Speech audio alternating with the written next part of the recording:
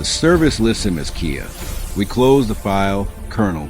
General Veronin's office looked like someone had designed an intimidation chamber and then hired an interior decorator to soften the edges.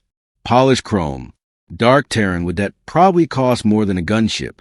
A panoramic window framing the slow, orderly ballet of ships around Aegis Command. Colonel Irina Koslov stood at rigid attention in front of his desk, shoulders squared, boots planted like bulkheads. She didn't glance at the window. Her stare stayed locked on the man behind the desk. "General," she said, voice level, "we both know that's not what happened." A hollow display hovered between them, cycling through the wreckage analysis of a Mark V Scout. Spectral overlays, trajectory models, the cold math of an ambush. A Glaive energy spike coincides exactly with the loss of Captain Gage's beacon, Veronin replied. Tone clipped. Hull scan show no catastrophic malfunction. They hit him. They destroyed his ship. Whether they captured him first or not is irrelevant. The result is the same. He's gone. We assume compromise. We rotate codes. We move on. Corey Gage survived the TARDIS Gate ambush, Koslov said. No emotion in her voice, but every word landed with measured weight. He walked out of a kill zone. No one else did. His resilience metrics are beyond any other Spectre. If they want a clean kill, they'd have vaporized him outright. They didn't. They took him. That means he's still in play. That, Veronin said, with a weary exhale that sounded like a file closing, is sentiment. He was a thick-set man whose uniform fought a quiet war with his body for ownership. Rank pins glinted under the office lights. His eyes, though, were all administrator, sharp, tired, perpetually balancing columns of risk. And sentiment, he added, is a luxury the Confederacy can no longer afford. We are in a Cold War, Colonel. Acknowledging his capture means acknowledging the operation in the Atron sector. That hands the Dominion exactly the pretext they're hunting for. They get to scream violation. We get shooting war over one man. Command will not pay that price. He's not one man, Koslov replied. He's Spectre. He's a proof of concept. He's what we hold up as a line between us and extinction. Incorrect, Veronin said, chopping the air with one hand. He is an asset, and we have expended him. That is what Spectres are for. Silence held for a heartbeat. Stand down, he finished. That's an order. Koslov didn't flinch, didn't argue. She simply held his gaze with the unblinking patience of someone who had already made her decision and was now cataloging his. After a long moment, she inclined her head. Yes, General. The word was technically compliance. The tone wasn't. Her boots rang sharp on the deck plating as she left the office. She did not turn toward operations. Instead, she cut down a side corridor to a smaller, harsher room, her own. Her office was all edges and utility. A single dark console dominated the space, its surface sleep black until her touch brought it to life. She bypassed her messages, her task queues, her official responsibilities. She pulled up one file. Gage, Corey. Spectre program, mission history, commendations, kills, successes. She scrolled past all of them. She opened the psychological profile. Crescent 4, feral world, orphan at 8 when the colony failed. Survived alone in the wild for 6 months before a survey team found him. Below, embedded in the trainer's reports, were lines she had read once and never forgotten. Subject displays near superhuman capacity to compartmentalize physical and psychological stress. Pain threshold operates as a tactical variable, not a limit. Veronin was wrong. Gage was not spent. He was a loaded weapon in enemy hands, and she had just watched her own command decide to leave him there. Irina Koslov routed to a different console partition, one that didn't appear on the official network topology. A hidden node lit up, secure behind layers of encryption and deniability. She opened a channel to a call sign that had no business existing on any sanctioned roster. Commander Taggart, she said when the line resolved. Prep the nightfall. There was a briefest of carrier noise, then a calm male voice answered. Understood, Colonel. Mission profile. Reconnaissance, she said. Unofficial. Non-attributable. A pause. Not hesitation, calculation. Destination? Koslov stared at Gage's file for one more second. At the small ID photo in the corner. At the bland, regulation expression of a man who had built a mind into a weapon and then handed it to the Confederacy. Atron Sector, she said. We're going to find a ghost. Time in the white room dissolved again. The grav crusher field wound down. The vibrational hum tapered off. Chemical fire in his nerves cooled from inferno to embers. Corey reassembled himself, piece by deliberate piece, pulling his awareness back from the safe confines of Crescent 4's workshop into the sterile furnace of the interrogation chamber. His body was wreckage. Microfractures throbbed in his bones. Every joint felt like it was held together with frayed ligaments and stubbornness. His muscles trembled, stripped of reserves. And yet, in the center of it, he found clarity. His mind was not only intact. It was sharpened by the attempt to break it. Lyoris's presence slid back into his head like a knife. When he spoke this time, the tone had changed. The over-contempt had drained away, leaving something cooler, more clinical. Not a tormentor addressing a toy, but a researcher discussing a specimen that had finally become interesting. Your shell is obstinate, the Inquisitor observed. A meaningless quirk of biology. The body is a crude framework, prone to failure and decay. The mind, however, the white room vanished. The mind is structure. It is pattern. It is your true form. That is where my art lives. Smell hit him first. Damp earth and fungal spore, thick and loamy. The temperature dropped, clammy and biting. The white was gone. He was crouched in the hollow of a twisted scarbark tree, its internal surface rough and splintered beneath his palms.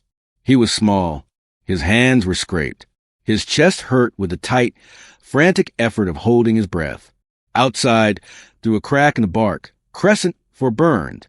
The smoldering wreck of his family's hab lay half-collapsed under a sky the color of bruises. Smoke curled upward in dark ribbons. He could hear the click-rasp of predators. The crests, moving to the ruins, their heavy, bone-plated bodies scraping against metal as they scavenged for survivors. It was his memory. Perfect. Horrible. A formative moment. Lyoris whispered into his mind, voice gone intimate and poisonous. But incomplete. Let's explore what you were spared. The rasping clicks drew closer. A shadow fell across the crack in the trunk. An enormous thermal pit, a predator's heat-sensing eye, slid into view, its shifting colors tracking his tiny, terrified heartbeat. In the real past, the creature had moved on, blind to the boy hidden in the hollow. This time it didn't.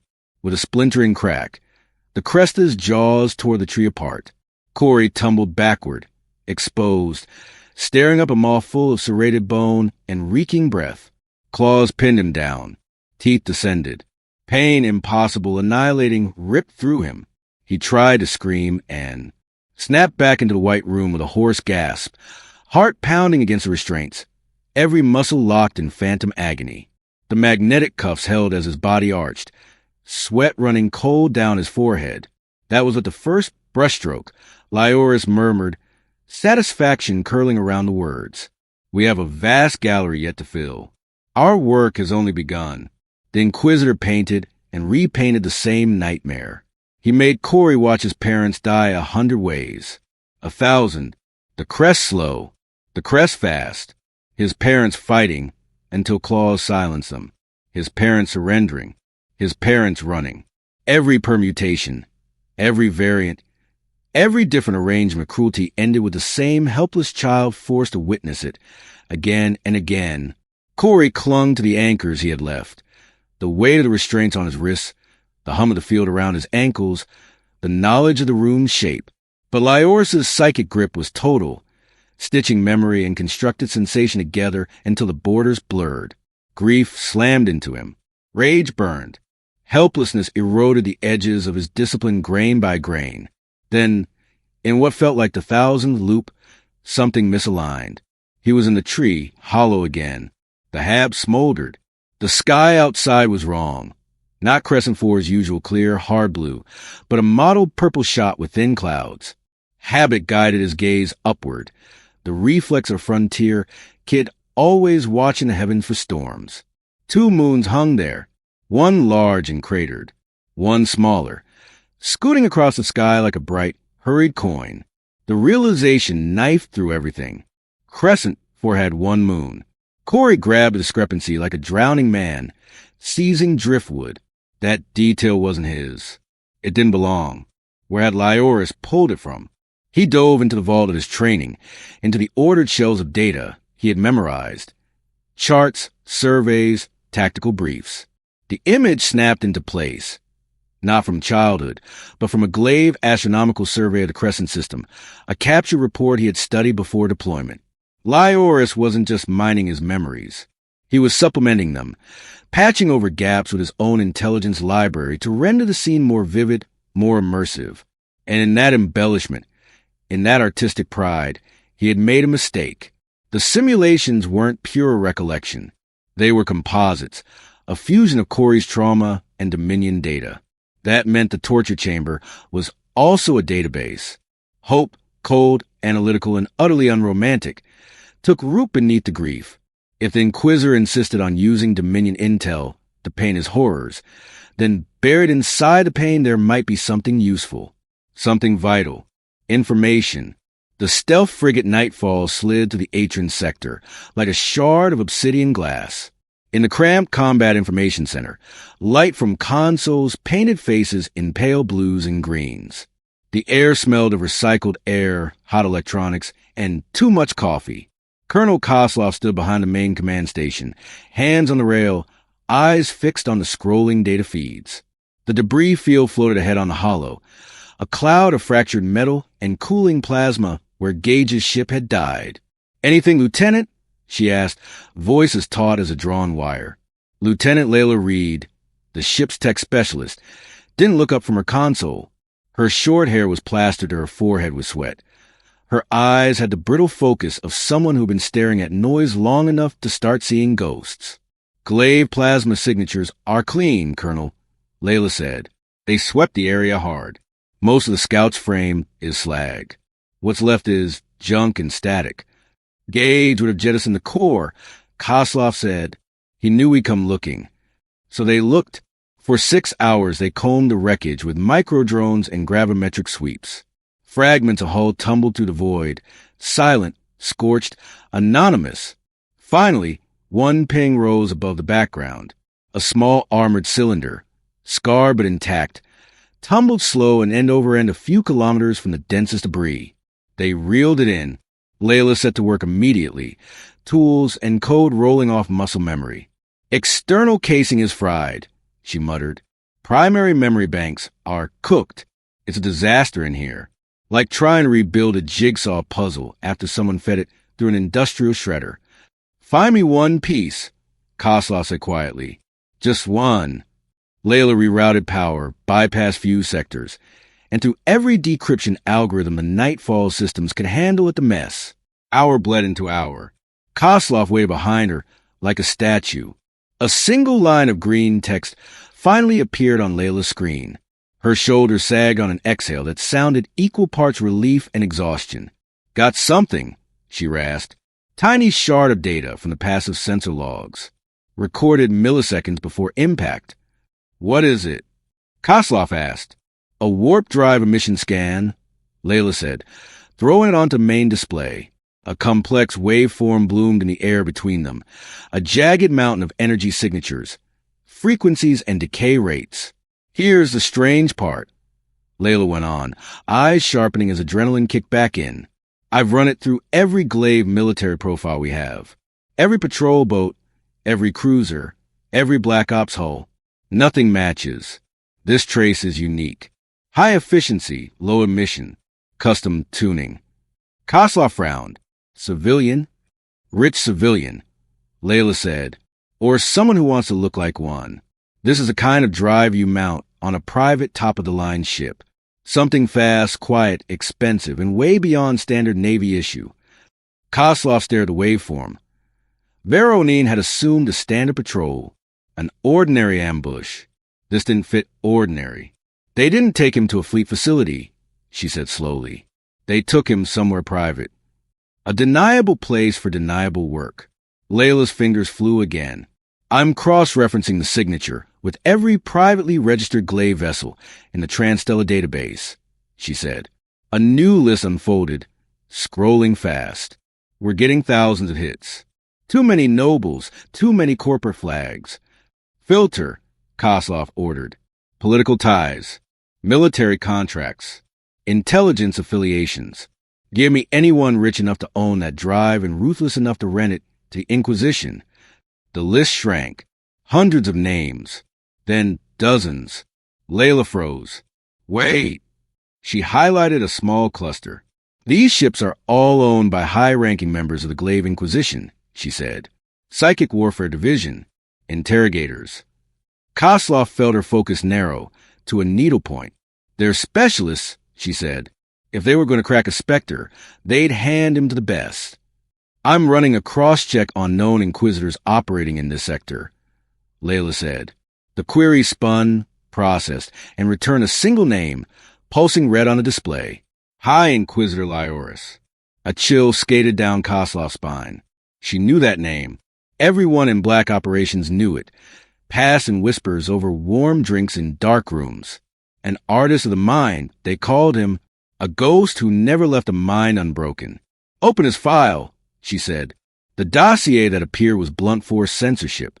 Entire pages were nothing but black bars. Still, one detail remained. Mention of a private black facility. Lyoris's personal studio. Code name, Stillness. Location, classified above her clearance. Now she had a name for the monster holding her operative, and a name for the cage. It was enough. Lyoris's patience was wearing thin. The torture had worked in every measurable sense. His instruments reported massive distress, systemic trauma, nerve overload. Yet at the core of the human's identity there remained that maddening, solid block of resistance. Enough. He prepared what he considered his masterpiece. He would not simply break the man. He would break the species inside him. The asteroid belt scene around Corey, the final moments before his capture, shuddered and melted like wax under a torch. The cold rock and flickering engines gave way to cracked gray stone and a sky the color of dried blood. The air thinned, harsh and dusty in his lungs. He stood in the ruins of city. He knew the place immediately. The shattered curve of the Palace of Nations. The skeletal beams of the Confederacy Assembly Hall. Geneva, Earth, the symbolic heart of Terran civilization. Glaive ships hung above it like carrion birds, sleek hulls blotting out the sun. The silence around him was enormous, the silence of a species that had screamed itself hoarse and then gone still. Corey felt the weight of total defeat pressed down on him, the grief of billions, the suffocating knowledge of a lost war. This, Lyoris intended, would be the blow that shattered the last of his defenses. Corey staggered, knees hitting broken stone. For a moment, the grief almost did what the pain could not. It threatened to hollow him out. But Spectre training wasn't only about enduring pain. It was about seeing. He forced himself to look up, to catalog, even through the despair. One of the ships overhead caught his eye, larger than the standard Dominion battlecruiser. Different hull geometry, more angular lines, heavier armor around the main drive cluster. Along the underside, he saw vented housings, weapon ports, targeting arrays. His mind shifted gears. He tracked a pattern of thermal exhaust vents near the primary engines, noted their clustering, observed the placement of the central plasma cannon, the spread of dorsal and ventral turrets, the overlapping shield sectors. The ventral hull bristled with sensor arrays that seemed exposed, vulnerable. In designing the ultimate vision of conquest, Lyoris had pulled straight from the Dominion's own wargame simulations, their unbuilt, next-generation capital ships. He was showing Corey the future spearhead of their fleet. The despair smashed against a new, jagged core inside him and broke. He memorized everything, every unshielded vent, every exposed sensor cluster, the pattern of shield nodes, and likely frequency ranges they implied. He filed it all away in a vault, slotting it into place with the careful precision of a man assembling a weapon. This wasn't just valuable intel. It was war-changing. He let the realization harden within him. His original mission had been to gather data and survive. That hadn't changed. It had evolved. Now he had to escape. So he chose to fall. He surrendered, or appeared to. He let the grief wash over him with no resistance, drowning himself in Lyoris's projection. He crumpled to the ground in the ruin of Geneva, his psychic presence dimming, buckling, broadcasting collapse. He let the Inquisitor see defeat. He let him taste it. Lyoris's mental presence swelled closer, rich with triumph. At last, the Inquisitor purred. The shell breaks. Now I will take what you hide. Your fleet secrets, your schedules, your defenses. The art is complete. For a delicate extraction, he needed precision. Precision required focus. Focus required opening himself, lowering his own wards to send a thin, intricate probe into the deepest layers of Corey's mind. He had done it 1,000 times, always with shattered mind on the other end. The first tendrils of his consciousness brushed the core of Corey's identity. Seeking the sealed mnemonic vault, Corey retreated, just as planned, back to a memory that was simple, quiet, and warm. Not Crescent Forest terror. Before that, he sat in a small hab on Crescent, 4 younger, legs tucked under him. The hum of the habitat's power core warmed the room with a low, soothing vibration. His mother sat beside him, a worn paper book open in her lap, an heirloom they brought from Earth, pages soft and fragile under her fingers. She was teaching him a poem. Her voice was gentle, her presence a shield against the wilderness outside and the uncertainty of frontier life. He focused on the rhythm of the lines, the cadence, the way the words felt like a pattern he could wrap his mind around. He felt Lyoris's probe press against the memory, contemptuous of the sentimental barrier. Corey opened the door. He welcomed the probing presence in. At the exact instant Lyoris crossed the threshold into the heart of his mind, Corey triggered the last resort the Spectre program had buried there, a cognitive weapon. He thought the words his mother had spoken, the anchor phrase wired to the trap. Tiger, tiger, burning bright. The mnemonic trigger fired. The construct that bloomed around Lyoris's probe was not a wall. It was a mirror, a recursive, self-reinforcing loop that seized the Inquisitor's immense psionic force, folded it on itself, and amplified it. In a fraction of a heartbeat, the feedback multiplied. The full power of Lyoris's mind, all his sharpened cruelty, all his experience, all his psychic reach, was turned inward, reflected back along the same path he had used to invade, and the trap carried passengers. The technique didn't just reflect his power. It dragged with it the psychic shadows of every consciousness Lyoris had ever broken. The plasmic death scream of the VAR, the cold, logical despair of shattered silicon minds, the long, howling grief of ancient races whose names no one remembered, a chorus of torment he had composed over centuries, now played for him alone at infinite volume. The backlash hit like a supernova. Corey felt himself hurled back into his body, the white room slamming into focus. Soundless. He sensed a scream so vast it seemed to make the universe vibrate, not heard but felt like static inside bone. Lyoris's presence shattered. In the observation room, Lyoris's physical body convulsed. One tendril flailed, slamming down on a red panel in the console before his limb seized. Emergency protocol triggered. The magnetic fields around Corey's chair dropped with a hiss of decompression. Mechanical latches still held him, but the intangible cage had lifted. Adrenaline hit his bloodstream like ice. He ignored the fire in his joints and the ache of fractured bone. He twisted his left arm hard, wrenching it until his shoulder tore free of its socket with a wet pop that sent a white flash across his vision. The new angle gave him leverage. He forced his forearm against the backup latch. Metal screamed under the strain, then snapped, one arm free. The rest followed in a blur of violent, economical motions. He tore at the remaining restraints, ripping hardware from its supports, using the freed parts as leverage against the others until the chair surrendered him. He staggered to his feet. The room tilted, but he remained upright. Pain roared through him. He caged it and moved.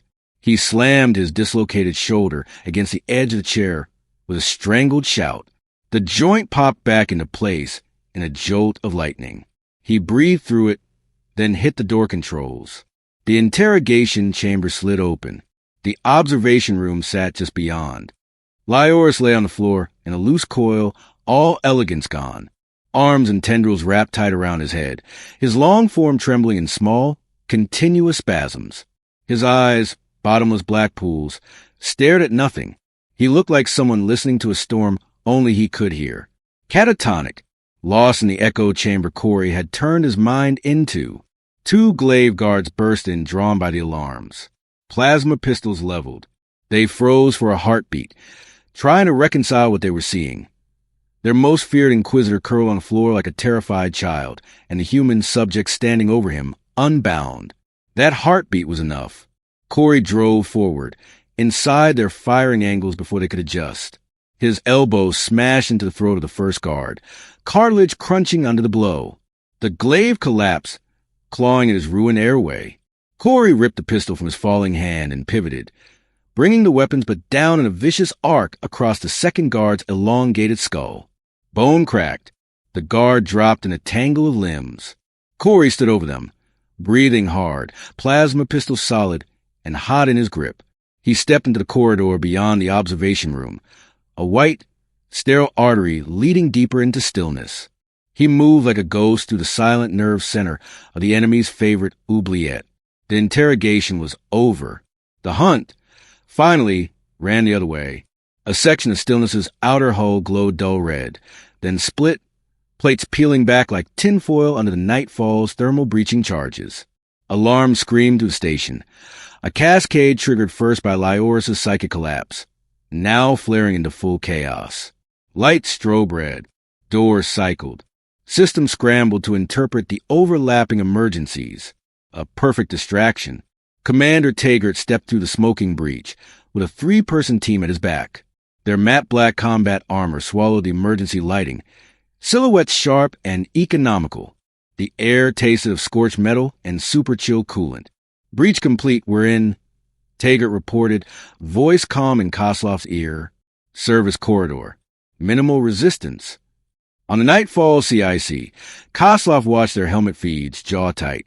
Glaive personnel moved through nearby passages in erratic patterns, running, shouting, half-coordinated. Command was trying to reassert control, and failing. The psychic blast has them spooked, she said. They're falling back on generalized lockdown. We stay invisible, and we stay fast. Comms. Channels ready. The comms officer said, already dialing frequencies. Spectre implant band. Short-range tight beam. If he's alive and his implant's functional, he'll hear us. If, Spectre 1, this is Nightfall Actual, the officer transmitted, voice low and controlled. Do you copy? Static hiss back at them. For a moment, then a ragged voice cut through, frayed but unmistakably human. Actual, Spectre 1. Copy. Koslov let herself release exactly one breath. Quick, sharp, almost a laugh, but not quite. Status, Captain, she said, stepping closer to the console. Talk to me. Armed and mobile, Corey answered. His voice steadied as he spoke, force knitting it together. Hostile station. Hostile everything. Heading for main hangar. Extraction point. Negative, Koslov snapped. Hangar's a kill box. We've made you a door. Breach point Charlie. Sending coordinates. A schematic blossomed in Corey's implant view, a transparent web of corridors and decks, a blinking green icon marking a route far from primary security hubs. He shifted course, slipping into narrower service conduits, staying behind bulkheads and blind corners. The Glaive were recovering. Their initial panic was hardening into procedure. Search grids, choke points, coordinated sweeps. Patrols grew more disciplined. Voices tightened. Plasma fire cracked in the distance. Corey used their habits against them. He moved with the building itself, anticipating patrol paths from countless hours of studying station architecture. He waited in shadows, counting heartbeats, letting squads pass. When he had to engage, he did it with merciless economy. A pistol shot from behind, a knife across the throat, a push into a vent shaft. They were hunting. He was leaving. He rounded a junction at speed and nearly collided with a four-glaive fire team. For a split second, both sides stared. Then plasma filled the air. Bolts scorched the wall where his head had been a fraction of a second before. Heat washed over him, stinging exposed skin. He dove behind a support pillar, lungs filling with the chemical bite of superheated air. Pinned. He's pinned. Taggart reported from his position near the breach, having seen Corey's marker stall on the tactical overlay. Corridor 9 Gamma. Heavy contact. Then go get him, Koslov said. Her voice was flat, unyielding. Not an order to be obeyed so much as a law of physics announcing itself. Provide cover. Extract our asset. From afar into the corridor, pulse rifles thundered. Taggart's team opened fire, raking the Glaive's flank with disciplined bursts. Armor sparked. One Glaive went down, then another, forced to pivot to the new threat. Corey felt the opening. He exploded from cover, sprinting into the crossfire. He fired as he ran, not for precision kills, but to shove the enemy's aim off target, forcing them to flinch, to duck, to choose between threats. Terran armor filled his view ahead, the breaching team framed in the ragged mouth of the hull breach. Beyond them, the dark, blessed outline of the nightfall waited. At the center of the hole, pulse rifle braced, stood Arena Koslov. Their eyes met across the chaos. She gave him a single short nod. Confirmation. A promise kept. Glaive reinforcements spilled into the corridor behind them. Plasma fire turning the air into a lethal lattice. Rear guard action. Koslov called. Fall back by bounds. Get to the breach. They fought their way backward one step at a time, pulse fire and plasma ripping the corridor apart. Taggart shoved the last of his team through the opening. Go, he snapped, hauling a wounded corporal with a scorched leg onto the Nightfall's hull. Corey was one of the last through. Koslov followed, firing a final burst before diving after him. Seal it, she ordered.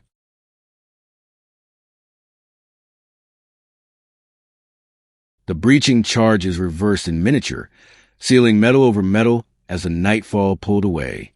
Outside, Stillness's defense turrets rotated, belching incandescent plasma into the void. The frigate shuddered as the first volley hammered its shields. Pilot, Koslov said into her mic, already bracing herself against the deck. Get us clear. Evasive pattern. Already on it.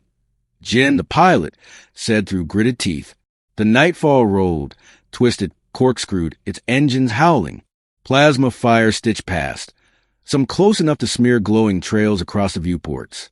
The second volley hit square. Lights flickered. A console sparked. Someone cursed. Warp drive charged.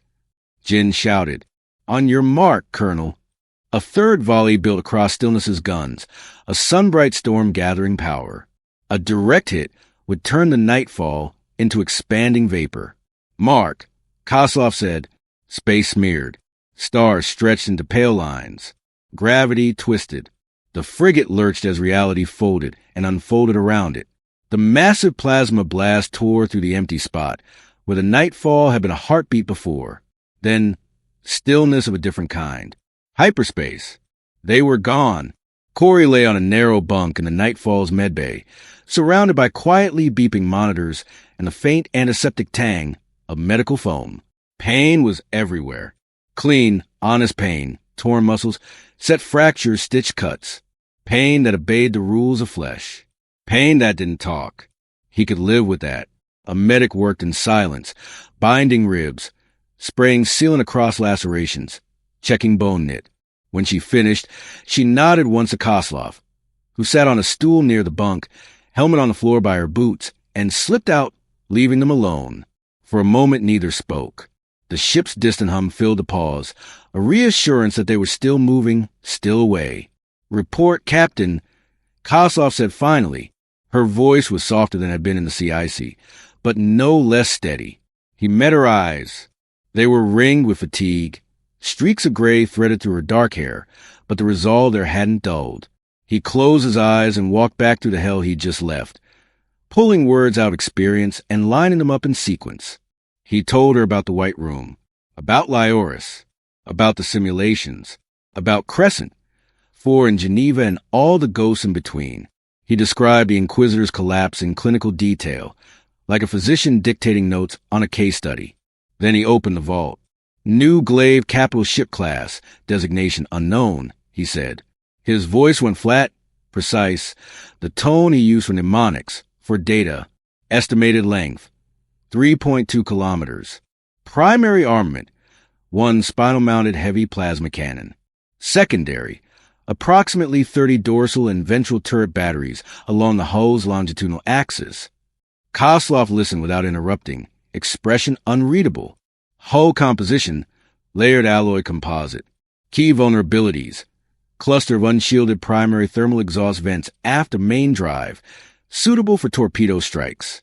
Ventral targeting array cluster for main weapon is externally mounted, appears structurally fragile and exposed, likely susceptible to fighter-level munitions and localized EMP. He kept going. 10 minutes of specifications. Shield geometries. Projected recharge cycles. Probable weak points where overlapping fire arcs left blind spots. He dumped everything his mind had stolen from the heart of his own torture. When he finally stopped, the med bay went quiet. Kozlov sat still for a long moment, then let out a breath that was half grim smile, half exhausted disbelief. "We got you back," she said, "and we took their prize with you." He didn't answer. He didn't have to. Far away, deep within Dominion space, a Glaive Lord Admiral stepped to the shimmer of a teleportation field into the shattered order's stillness. The station felt wrong. Disciplined movement had been replaced by jittery urgency. Officers barked contradictory commands. Med teams hurried past with equipment meant for minds, not bodies. At the center of the observation room, on the floor where he had fallen, lay High Inquisitor Lyoris. He had been that way for 3 days. Medics tended his physical needs with numb mechanical precision, hydration lines, nutrient feeds, neural stabilizers. None of it mattered. The body lived. The mind did not return.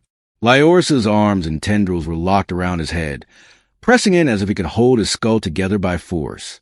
His elegant frame still trembled with microscopic tremors. His eyes were wide and unblinking, black mirrors reflecting horrors only he could see. The Admiral extended his own limited psionic senses. He recoiled. Lyoris's mind was a broken maze of echoes, looping on itself in an endless, screaming recursion. At the center of it all, one thought repeated, not in the Inquisitor's mental voice, in a young human one, soft and clear and inexorable. Tiger, tiger, burning bright. The Admiral stared down at the wreck of the Dominion's most feared interrogator, the artist who never failed, and understood the shape of what had happened without needing the details. The human had not only endured, he had turned the blade. For the first time in a millennium of unchallenged ascendance, the Glaive leadership felt a sensation they had believed extinct. Fear. Corey stood at an observation port aboard Nightfall, watching hyperspace flow past like a river of fractured starlight. Bandages tugged at his skin when he moved. Every breath reminded him of cracked ribs and strained muscle. The med team had done what they could. The rest would be time and stubbornness. Behind him, the ship ran on low power, drifting quiet and dark on its long slide back into Terran space. Footsteps approached. He didn't turn until a mug appeared in his peripheral vision. Black coffee. Steam rising. "Stolen from my private stash," Kozlov said, voice low. He took it carefully. The ceramic felt almost absurdly solid after so much time strapped to a chair. "Skatovik," he said. "Thank you, Colonel." "It's arena when we're off the clock," she said. "And alive." He took a sip. It burned his tongue. It tasted magnificent. Outside, hyperspace twisted and flowed. Inside, ghosts shifted in the corners of his mind. Lyoris had dug deep, dragging old terrors and buried pain into the light. They weren't going back into the dark. They were part of him now, scars carved into the architecture of his thoughts. But there was something else in there, too. The image of a Glaive capital ship, weapon arrays exposed. The psychic scream of a legendary Inquisitor imploding under his own cruelty. The knowledge that an empire used to breaking minds had just met one that refused. "You did well," Kozlov said quietly. "Better than any program had a right to ask of you. Cost him a painter," Corey said, eyes on the streaking stars. "Bought us a blueprint." "And time," she added. "Don't underestimate that. They'll hesitate now. They'll wonder which mind holds another trap. That hesitation is space we can move in." He nodded.